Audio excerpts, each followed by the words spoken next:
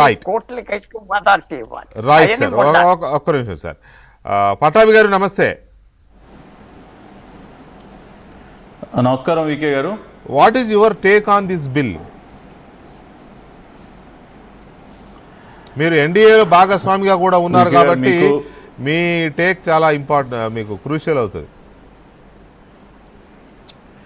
ఇప్పుడు ఏదైతే ఇవాళ ఈ బిల్లుని గౌరవ హోంమంత్రి గారు ప్రవేశపెట్టడం జరిగిందో, సరే దాన్ని మళ్ళీ ఒక జాయింట్ కమిటీకి మళ్ళీ రెఫర్ చేశారు, సో దట్ అక్కడ ఇంకా కూడా డిబేట్ జరుగుతుంది. కాకపోతే నాకు ఈ బిల్లుకి సంబంధించి నేను స్టడీ చేసిన దాన్ని బట్టి నాకు అర్థమైంది ఏంటంటే, ఒకటి ప్రైమరీలీ ఎవరైతే ఏదన్నా ఒక కేసులో అరెస్ట్ అయ్యి 30 రోజులకు మించి వారు జైల్లో కనుక ఉన్నట్లయితే వాళ్ళ ఒకటి as an MLA or an MP వాళ్ళ ఆ సభ్యత్వం ఏం రద్దు కాదు. కేవలం వాళ్ళు హోల్డ్ చేస్తున్నటువంటి పోస్ట్ ఏదైతే ఉందో, వాళ్ళు ఒకవేళ చీఫ్ మినిస్టర్గా ఉన్నా, లేదంటే మినిస్టర్గా ఉన్నా, లేదంటే ప్రైమ్ మినిస్టర్గా ఉన్నా, ఆ పదవి నుంచి ఆటోమేటిక్గా వాళ్ళని తొలగించబడుతుంది. అంతేగాని they will not be they will continue as an MLA or an MP.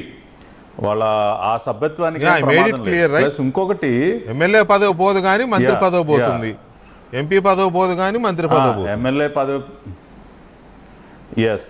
So రెండోది, ఎప్పుడైతే వాళ్ళు ఈ ఛార్జెస్ నుంచి బయటపడతారో మళ్ళీ they can be reappointed as chief minister or prime minister or minister.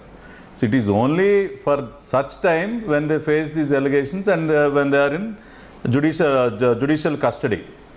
So దీనివల్ల ఓవరాల్గా చూసినట్లయితే ఇప్పుడు మోరల్గా కూడా, ఇప్పుడు ఒక రాష్ట్ర ముఖ్యమంత్రిగా ఉన్న వ్యక్తి ఇప్పుడు ఏదన్నా ఛార్జెస్ మీద అరెస్ట్ అయ్యి 30 రోజులకు మించి జైల్లో ఉంటే ఆ రాష్ట్రంలో పరిపాలన ఎలా సాగుతుందని జైలు నుంచి పరిపాలించలేడు కదా.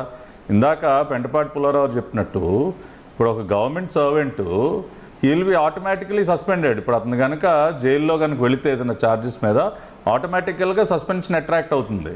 ఎందుకంటే అతను జైలు లోపల నుంచి తన విధులు నిర్వర్తించలేడు కదా. అలాగే ఒక మంత్రి కానీ, ఒక ముఖ్యమంత్రి కానీ, ఒక ప్రధానమంత్రి కానీ జైల్లో ఉండి వాళ్ళ కార్యాలయాన్ని నడపలేరు కదా. కాబట్టి మోరల్గా ఏదైనా ఉంటే, ఇప్పుడు మొన్న హేమంత్ సోరెన్ గారు ఉన్నారండి, జార్ఖండ్ సీఎం. ఆయన అరెస్ట్ ఒక రోజు ముందు ఆయన తప్పుకున్నాడు. ఆయన రిజైన్ చేశాడు ఫ్రమ్ హిస్ పోస్ట్, తప్పుకుని వెళ్ళాడు. సరే, ఆ తర్వాత ఆయన ప్లేస్లో ఎవరిని పెట్టారో, వాళ్ళ కుటుంబంలో వాళ్ళు పెట్టినారో అది వేరే సంగతి. But he had morally resigned and he stepped aside. కానీ ఇప్పుడు కేజ్రీవాల్ గారు, ఇప్పుడు ఆయన జైలుకి వెళ్ళిన తర్వాత కూడా రిజైన్ చేయకుండా అదే ఒక ముఖ్యమంత్రి బాధ్యతలు నేను జైల్లో కూర్చుని నేను నిర్వర్తిస్తానంటే అది morally it is not correct. Jayalalitha also కాబట్టి she served as a chief minister from jail only.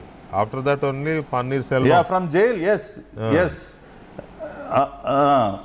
So అది జైల్లో, ఒక జైలు సెల్లో ఉండి ముఖ్యమంత్రిగా బాధ్యతలు ఎలా నిర్వర్తిస్తారండి? దట్స్ ఏ బ్యాడ్ ప్రెసిడెంట్ కదా. దానికి తప్పనిసరిగా ఇప్పుడు అదేవిధంగా తమిళనాడులో స్టాలిన్ గారి క్యాబినెట్లో ఒక మంత్రి ఆయన జైలుకి వెళ్ళి కూడా ఇంకా క్యాబినెట్లో కొనసాగాడు. ఒక cabinet minister how can be in jail and function as a cabinet minister?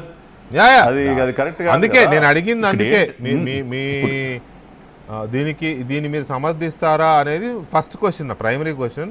ఇప్పుడు మీ మాటలు బట్టి నాకు అర్థమైంది ఏంటంటే, అఫ్ కోర్స్ మీరు ఎన్డీఏలో ఉన్నారు కాబట్టి ఎలాగో సమర్థిస్తారు.